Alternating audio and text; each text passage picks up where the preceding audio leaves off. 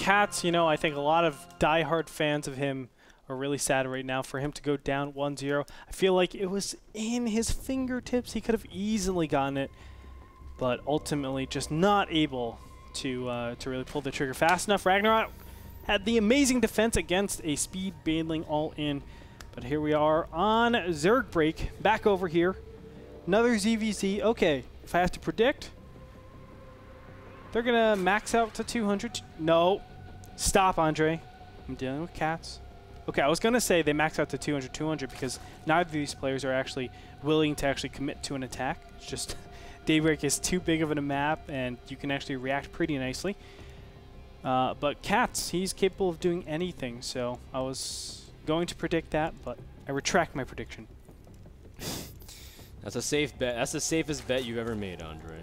After, I mean, it's just really tough to predict CatZ because he's such a field player. If you ever watched his stream, which I've managed to catch it a few times a few months ago, he doesn't stream that often anymore compared to what he used to. But back when he did, it's more like a, well, okay, I know what he has here, so I'm just gonna, I think I can get away with this, and you know, or I think I can try this build out. I think I can plant infestors here. I think I can burrow banelings here, and in the end, it just becomes the CatZ advantage. That's what I like to say. You get an advantage because you're CatZ. And don't ever forget that whenever you're playing against CatZ, whether it's on ladder or in a tournament. If he ever goes, I hate to say this with CatZ, but if he goes standard, then what ends up happening is because you know he is such a wild player and he has such a huge range, you start to take these defensive measures that actually cut into your economy that could potentially really, really kill you. Of course, if CatZ just plays a little bit economically aggressive. So I'm really looking forward to this match and how he actually interprets Daybreak. Because remember, he picked it. So I kind of feel like he has something up his sleeves yet again, as he did last game with speed baneling timings. A 30 speed baneling attack. But you know what, Andre, let's go ahead and introduce our players. Starting in the bottom left, we have from Team Root Gaming, the founder and president and prime minister, and probably even more involvement. It's CatZ, Paulo Vizcarra, who is from Peru, a very proud Peruvian as well, one of the top NA Zergs, and we miss him dearly. He really wants to come back in Season 4. In Season 3, honestly, I would say that if CatZ had a new slate to redo Season 3 after all his moving shenanigans, I think CatZ would still have a very good chance of staying in Season 4, because the last few weeks he showed up pretty strong. Fun fact. It was just sad that he had to get walked over so many times. You know, if Idra actually beat CatZ in one of the last matches of the North American Star League, Idra would still be in the league. That's right. CatZ is actually relegated already because he had so many walkovers, but still, I mean, it really shows you CatZ relegated Idra. That's actually so amazing. It's pretty funny, yeah. CatZ denied Idra. He says, if I'm going there, taking me with me. And CatZ has been on record of what he thinks about Idra and ZVZ.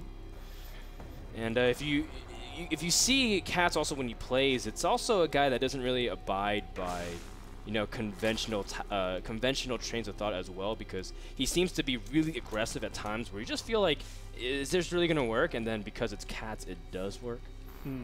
Just like his speedling attack, I bet that's worked for him so many times in the past. But Ragnarok, those splits, the queen defense, the ability to really minimize damage both in his main and natural was great. Evolution Chamber goes down, which makes me think there's going to be some sort of +1 timing. I think CatZ is actually going to all-in off of 2 base. Normally you don't get this Evolution Chamber this soon, although I do a build like this. What am I talking? Oh no, I get the Baneling Nest instead of the Evolution Chamber. Okay, yeah. So normally you don't get an Evolution Chamber this fast. What he's banking on his opponent doing is not actually being aggressive. He surges all of his first initial gas into getting either probably +1 missile attack or either +1 carapace. It depends what he wants to do with it. +1 carapace, that means you don't die to one shot from a baneling with your Zerglings, of course. But it looks like it's going to be carapace. Very interesting. So he's going to do like a mass Zergling all-in with +1 carapace, it looks like. He has to deal with Ragnarok in his baneling attack here. Ragnarok showing that he wants to take a lot of initiative early on. The Queen's coming out just in time for CatZ to maybe pick off one of the banelings. One drops. You can see they're going straight for the middle line, but CatZ is pulling it, and a couple of drones are going to die. No, several drones get picked off, and Ragnarok is very happy with that trade. 27-18 with Zerglings getting a full scout, seeing everything, and even gets one more drone. for the ride home. Not bad. Oh, yeah, and he sees the evolution chamber and says, okay, I know what you're capable of. I know you're preparing some sort of an attack. Now, 9 times out of 10, they're going to say, oh, it's going to be a Roach all-in. But, in fact, of course, we know it's a Zergling all-in. He's not even going to hit that. CatZ knows he's taking substantial damage here, and he's going to actually try to push forward. Baneling actually trades for 1 weakened Zergling, so not the best, but Ragnarok really needs to keep on top of that. Yeah, but so far Ragnarok's done a good job. Another Baneling trade that hasn't exactly favored him, but 2 big detonations. Roots CatZ still has 1 more Baneling he has to be afraid of, but a couple more are still morphing. Ragnarok doing this very nicely. It's now starting to add more drones. Second Spine Caller under heavy siege, but the 3 Banelings are trying to crash into the Zergling, and CatZ also dodges straight into the natural.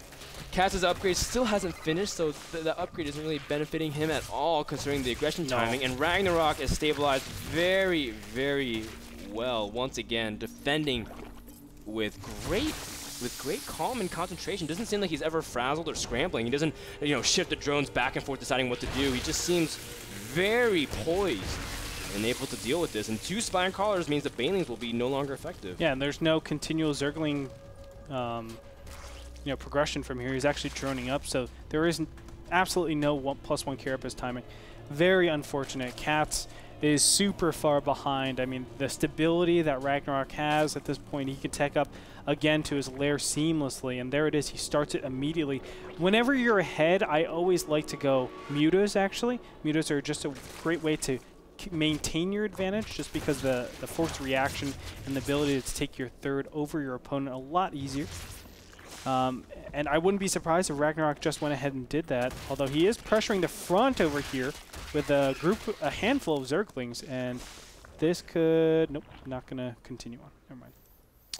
Well, now that CatZ is far behind Andre, what does he need to do? He seems to be making still a lot of Zerglings, but I feel like if he keeps making these Zerglings, isn't he just putting himself further behind at this point? Doesn't he have to kind of cut corners to get back into it? He does, but he's worrying about some sort of all-in. I mean, he saw a lot of Zerglings. He's lost all map control. Is it really safe to be going all-out drones right now? And probably not. Ragnarok, though, he has a group of Zerglings that are going to go back. Never mind. I thought they might have gone for a counterattack. But in this position, CatZ just trying to maintain control. Ooh, wow. Tries to be really cautious, but now he might be trapped as well. Oh, the Zerglings from Ragnarok try to set up a huge flank to prevent the Zerglings from leaving, and CatZ does manage to eject from the situation just in time. So he knows he has the +1 carapace. His Zerglings are still a lot better than his opponents because, of course, he didn't go a super fast evolution chamber. But when it comes down to it, he's just trying to deny the third so he can take his third. So that's where he's trying to take his advantage. And now all of a sudden, he knows his opponent has some sort of timing. The question is, how does he prepare for this inevitable push to happen? That's the real question, and that's where we need to see the genius of CatZ really shine, because there's a Roach Zergling Baneling attack that's inevitable. If he loses at third base, it's definitely game over, because he's so far behind in economy and in quality units that he just can't get back into the game. So how does he actually defend against this? I would even say it's almost impossible to, just because that first attack did 0 damage, it feels like. Well, you know what? I mean, CatZ's still sticking in this. He's getting upgrades. Ragnarok, of course, preparing a huge Roach army.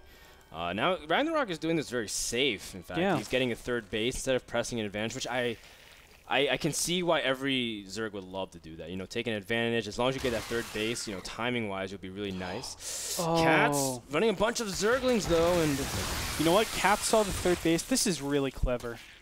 Oh my god, this is really clever. So CatZ saw the third base, said, oh, my opponent is just going to react and take that hatchery. And then he droned up 7 more drones, which should have been something else, which should have been 14 more Zerglings to actually help with this attack.